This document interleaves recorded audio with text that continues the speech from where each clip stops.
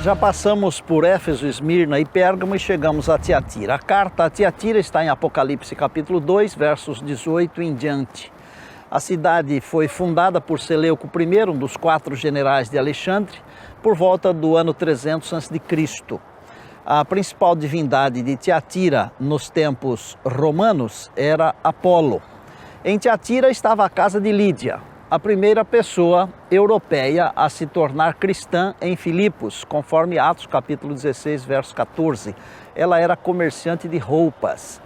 Tiatira significa cheiro suave. Essa congregação estava procedendo muito bem em todos os aspectos, Apocalipse 2, 19, mas foi criticada pelo Senhor porque aceitava uma mulher que a si mesma se declarava profetisa e que promovia o pecado sexual. As igrejas têm que rejeitar os membros que encorajam o pecado. Tito capítulo 3. A cidade de Tiatira era conhecida pela produção de púrpura, uma tinta usada em tecidos, Atos 16, em roupas, artigos, cerâmica e bronze. Era uma cidade muito conhecida. Representa o período que vai desde o século VI até o 15º século, a Idade Média. Jezabel, filha de um rei sidônio, adorava Baal e introduziu idolatria e corrupção religiosa em Israel. E ela é aqui o símbolo da apostasia e da corrupção religiosa aberta. A igreja ficou completamente paganizada. Tiatira era um centro comercial na Ásia Menor e estava localizada num fértil vale no qual passavam várias rotas comerciais. Embora destruída por um grande terremoto durante o reinado de César Augusto, que foi do ano 27 ao ano 14 depois de Cristo, Tiatira foi reconstruída com a ajuda de Roma e os produtos têxteis eram os produtos mais importantes da cidade.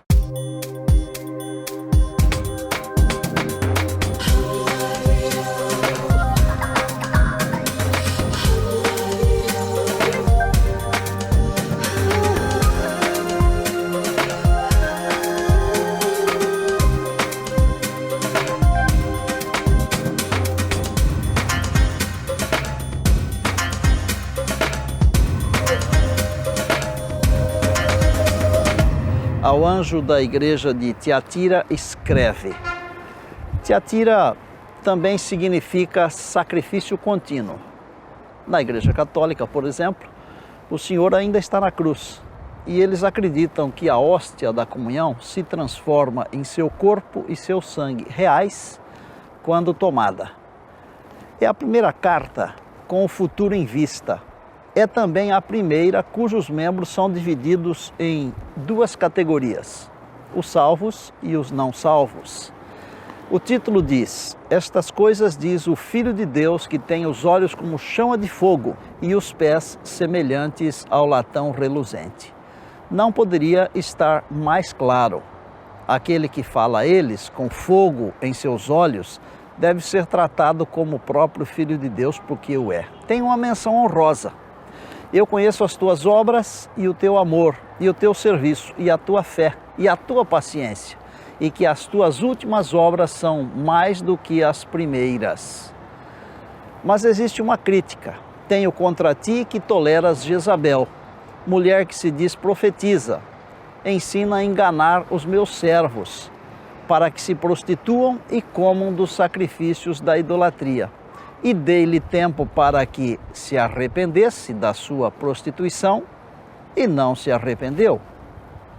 Assim como Jezabel transformou os altares de Deus em altares para adoração a Baal e ao poste ídolo, na igreja de Tiatira aconteceu o mesmo. Jezabel era também a patrona de 400 dos falsos sacerdotes que Elias matou no Monte Carmelo. O Senhor vê a idolatria como infidelidade e Jezabel havia incentivado a adoração de Baal, conduzindo as pessoas ao adultério espiritual. Dar a glória pelas obras de Deus a qualquer outro é adultério espiritual e está sujeito a severa punição da parte de Deus. Deus faz uma demonstração.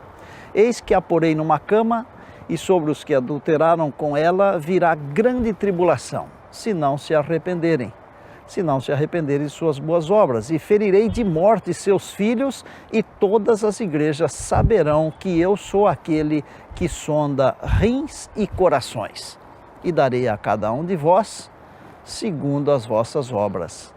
Aqueles que insistem em ser julgados por suas próprias obras terão o seu desejo atendido por Deus. Infelizmente, a ênfase nessas obras religiosas turvou a verdadeira mensagem do Evangelho até ao ponto em que alguns cristãos, pela vida toda, nunca vieram a conhecer o Senhor em uma base pessoal. O Senhor os julgará de acordo com os motivos de seus corações. Deus faz um chamado e Ele diz: mas eu vos digo a vós e aos restantes que estão em Tiatira, a todos quantos não têm esta doutrina e não conheceram, como dizem, as profundezas de Satanás, que outra carga vos não porei. Mas o que tendes, retende-o, até que eu venha. Outros terão visto, através das camadas de tradições e trabalhos de santos, ritos, terão encontrado a face do Senhor olhando de volta para eles. Aqueles que fizeram e se agarraram tenazmente a essas coisas terão a sua recompensa. Nós temos que escolher a Deus. Há uma promessa: ao que vencer e guardar até o fim as minhas obras, eu lhe darei poder sobre as nações, e com vara de ferro as regerá, e serão quebradas como vasos de oleiro. Como também recebi do meu Pai, dar-lhe-ei a estrela da manhã. Eles se juntarão a ele no seu trono, como corregentes do universo, a noiva de Cristo, sua amada igreja. Satanás estava presente e ativo na Ásia quando Jesus enviou estas cartas às igrejas. Ele tinha sinagogas em Esmirna, em Filadélfia, um trono em Pérgamo. Em Tiatira, ele tinha uma profetisa que incentivava as pessoas a conhecerem as coisas profundas de Satanás. Para servir a Deus num ambiente cheio de influência do diabo, o discípulo de Cristo teria que lutar e confiar em Deus, confiante da recompensa para os vencedores. Nós não estamos na igreja por causa do banco no qual sentamos, ou do nome da porta da igreja, ou das obras pelas quais praticamos. Estamos na igreja porque cremos pela fé em Cristo e cremos que Ele morreu por nossos pecados, segundo as Escrituras nos ensinam, e que Ele foi sepultado e que ressuscitou ao terceiro dia, segundo a palavra de Deus em 1 Coríntios. O desafio: quem tem ouvidos, ouça o que o Espírito diz às igrejas. A carta de Paulo aos Gálatas se encaixa também e pode ser resumida nos primeiros 3 versos do capítulo 3. Ó insensatos Gálatas, quem vos fascinou para não obedecerdes à verdade? A vós, perante os olhos de quem Jesus Cristo foi evidenciado, crucificado entre vós? Só quisera saber isto de vós: recebestes o Espírito pelas obras da lei ou pela pregação da fé? Sois vós tão insensatos que, tendo começado pelo Espírito, acabais agora pela carne?